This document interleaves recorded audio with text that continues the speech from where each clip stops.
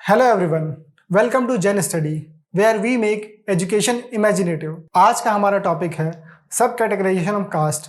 आज के वीडियोस में हम समझेंगे व्हाट इज सब कैटेगराइजेशन, ये क्यों होना चाहिए और why it is not justified, और देखेंगे आगे का स्टेप क्या होगा रिगार्डिंग कास्ट सब कैटेगराइजेशन।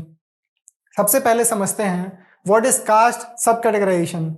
जो लार्जर कास्ट होती है उसका sub categorization. For example OBC में सेंट्रल लिस्ट में अबाउट 2600 ओबीसी कास्ट हैं, उनका sub categorization on the basis of data survey जो भी होगा, on the basis of government job, on the basis of population, ये सब देख के सब कैटेगराइजेशन ऑफ कास्ट किया जाएगा।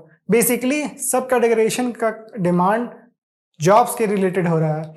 ये कहना है कि कुछ कास्ट ओवर रिप्रेजेंटेड है as compare to their population और कुछ अंडर रिप्रेजेंटेड है। फॉर एग्जाम्पल जो कायस्थ कास्ट है, बिहार में कास्ट सेंसस हुआ था 2023 में, जो कायस्थ कास्ट है उनकी पॉपुलेशन 0.6 है आउट ऑफ 100%, और उनका रिप्रेजेंटेशन है अबाउट 3% इन गवर्नमेंट जॉब।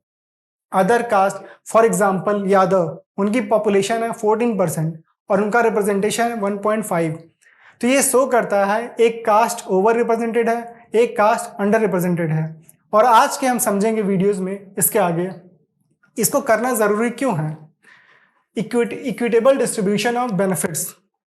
अगर कास्ट सब कैटेगराइजेशन करेंगे तो हम जो बेनिफिट है रिजर्वेशन का वो जस्टिफाई कर पाएंगे अमॉन्ग कास्ट। जो कि गवर्नमेंट जॉब कोई वैकेंसीज आती है तो रिजर्वेशन पर्टिकुलर कास्ट ही फ़ायदा उठाता है ओबीसी लिस्ट में।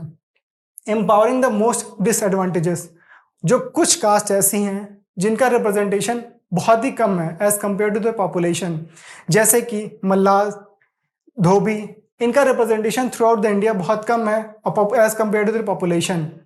तो ये कास्ट सेंसस हो जाएगा, सब कैटेगराइजेशन हो जाएगा तो इनको एम्पावरमेंट मिलेगी। Addressing intra category inequalities. जो इनइक्वालिटीज़ है अमॉन्ग सब कास्ट या ओबीसी लिस्ट या SC ST लिस्ट, तो ये उनको रिजॉल्व करेगा उनका issue. Targeted policies and programme. जो भी पॉलिसीज और प्रोग्राम रिलेटेड टू ओबीसीज या SC ST आएंगे हम उनको डायरेक्टली बेनिफिट कर पाएंगे अगर सब कैटेगराइजेशन हुआ तो। Fair representation in the sense government की पॉलिसीज में, प्रोग्राम में, ब्यूरोक्रेसी में, इवन पॉलिटिकल रिप्रेजेंटेशन को भी ये एक सब कैटेगराइजेशन बेनिफिट कर सकता है। अब समझते हैं ये जस्टिफाइड क्यों नहीं है और ये क्यों नहीं होना चाहिए। Intra community apprehension in the sense that within community ये कॉन्फ्लिक्ट पैदा करेगा among caste, in the sense hatred पैदा करेगा, कॉन्फ्लिक्ट पैदा करेगा।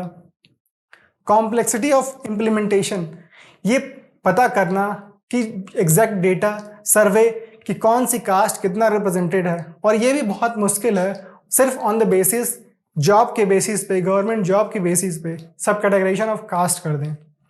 Lack of reliable data. जो डेटा अवेलेबल है, बिहार का सेंसस हुआ था, कुछ लोग उसको क्वेश्चन भी कर रहे हैं। ऐसे थ्रू आउट द इंडिया होगा तो ये बहुत कॉम्प्लेक्स प्रोसेस हो जाएगा जो कि बहुत डिफिकल्ट है और बहुत टाइम टेकिंग है। और एजुकेशनल जो एकेडमिक रिसर्च हैं, जो स्कॉलर हैं, इसको बोलते हैं ये जेन्युइन नहीं है सिर्फ कास्ट जॉब के बेसिस पे हमें देना, सब कैटेगराइजेशन करना। पॉलिटाइजेशन ऑफ द इशू। जो इशू है सब कैटेगराइजेशन, इसका पॉलिटिसाइजन होता है इन द सेंस जो पॉलिटिकल पार्टीज होती हैं, ये पॉलिटिकल लीडर्स होता है फॉर द वोट बैंक इस इशू को रेस करते हैं ताकि उनको वोट मिल सके, और कुछ लोग अपोज करते हैं ताकि जो इनके फेवर में हैं, जो ओवर रिप्रेजेंटेड हैं, उनको फेवर कर सकें, बेसिकली टू डिवाइड सोसाइटी।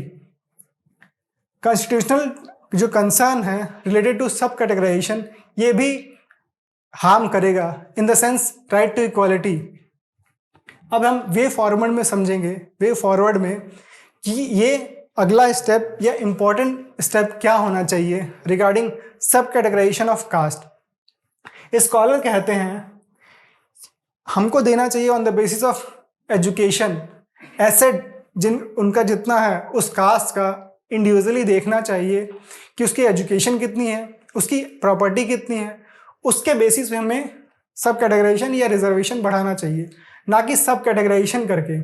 अगर सब कैटेगराइजेशन करेंगे जो कि सिर्फ जॉब्स के बेसिस पे करेंगे या अदर बेसिस पे करेंगे, वो जस्टिफाइड नहीं है। क्योंकि फिर भी अगर पर्टिकुलर कास्ट को ही दिया जाएगा, उस रिजर्वेशन सब कैटेगराइजेशन में दिया जाएगा, तो पर्टिकुलर फैमिली के ही जो लिटरेट होंगे वही फ़ायदा उठा पाएंगे। अगर रियल प्रॉब्लम सॉल्व करना है तो एजुकेशन से सॉल्व करना पड़ेगा, और इनइक्वालिटी जो है अमॉन्ग जो इनकी एसेट है, जो लैंड प्रॉपर्टी है, उसके बेसिस पे ज़्यादा इम्प्लीमेंटेशन अच्छा होगा। यही डिबेट हुई थी पार्लियामेंट में जब कॉन्स्टिट्यूशन फ्रेम हो रहा था, तो अंबेडकर ने भी यही सजेस्ट किया था, पर्टिकुलरली कास्ट के बजाय हम कम्युनिटी को रिजर्वेशन दें, और ये तरीका अपनाएं कि जो इकोनॉमी है और एजुकेशन है उसके बेस पे ज़्यादा देना, रिजर्वेशन ज़्यादा अच्छा होगा, इफेक्टिव होगा। Suggestion of B R Ambedkar को मानते हुए यही इम्प्लीमेंट हुआ।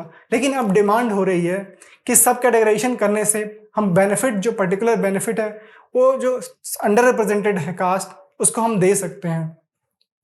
रिजर्वेशन पॉलिसीज अगर हम करेंगे सब कैटेगराइजेशन, तो ये मिरर इमेज हो जाएगा, जो हमारा रिजर्वेशन है वो मिरर इमेज हो जाएगा कास्ट सिस्टम का, कास्ट सोसाइटी का, जो हमारे कंट्री में रिप्रेजेंट करती है। ऐसे ही इंपॉर्टेंट टॉपिक्स आपके लिए लाते रहेंगे। Thank you.